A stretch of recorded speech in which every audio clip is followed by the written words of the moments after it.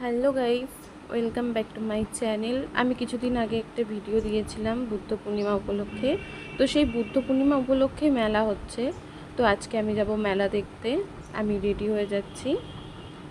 এখন আমি রেডি হয়ে নিচ্ছি। এটা আমার একটা দিদি, মামার মেয়ে, ও রেডি হচ্ছিল। তো বাড়িতেই রেডি হতে হতে এত ঘেমে যাচ্ছি, তো মেলায় গিয়ে কী অবস্থা হবে।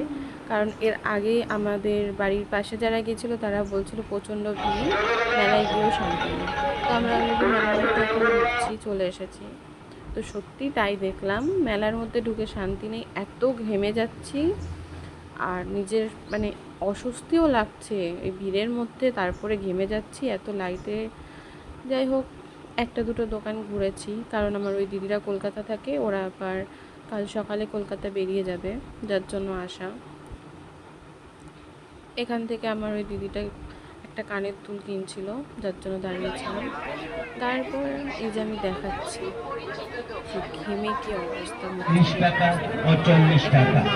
একটা কথা মনে রাখবেন, ওইখানকার মাল সেখানে। সমস্ত ভিডিও করা সম্ভব হয়নি। তারপর আমরা বেরিয়ে চলে এসেছি।